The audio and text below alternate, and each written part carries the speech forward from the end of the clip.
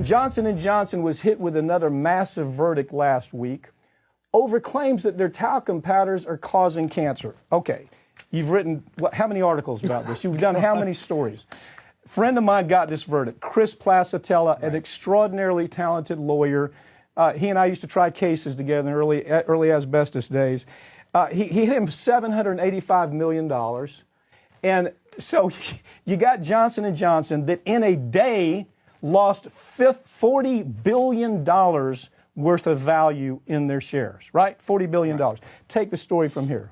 Well, this trial, and I think so far J&J's lost every one of them. They've won two. They've won two, yeah. But they've been hit for hundreds of, well, I guess at this point, over $1 billion total. Oh, my God. How about $3 billion? And so this one's a little bit different because this time Plasatella gets up there and says, you know what, we're going to bring out the chief executive.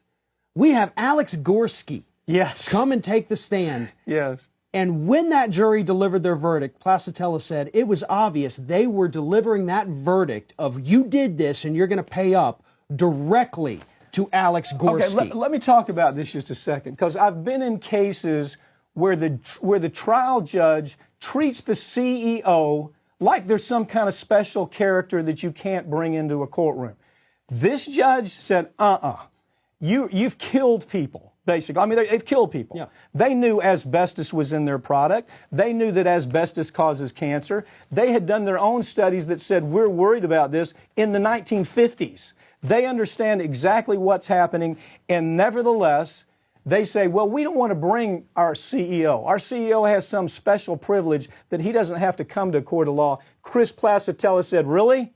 Let's see how that floats in front of the judge. The judge did what the judge was supposed to do. Bring him here, put him under cross-examination, and that's exactly what happened. Well, and that's what needs to happen in more of these trials as well. We need not just, you know, the scientists or maybe, you know, some salespeople. We need more executives on the stand so that people can see, one, either that, yeah, this cover-up went all the way to the top, or two, they could see what incompetent morons a lot of these CEOs are who have no idea what's happening in their own company.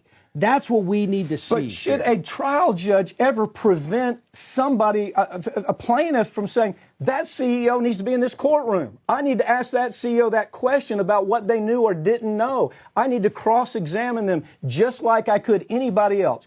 Where do we get this idea that they have some special dispensation because they're in an Armani suit, they wear a Rolex watch, they drive a Bentley, and they've got an MBA from Harvard? Why is it that we treat them any different than anybody else that has to show up in that courtroom? Well, because a lot of areas in this country, you have judicial elections, at least at the smaller level as these judges work their way up, that are funded by corporations. And that's the part of the story most people don't even understand, is that local judges, for the most part across this country, are elected. And anytime you have an elected position, you can find corporate money. And they don't have to spend much. They spend $5,000 in an election to buy a judge. And if that judge works his way up, gets appointments across the line, they'll remember that $5,000. This judge is a real judge. Yeah. This is a judge that we would expect to be trying a case like this, who says, you know what, I'm not going to get in the weeds about what we can say or what we can't say. I'm not going to keep you from making public statements about what happened.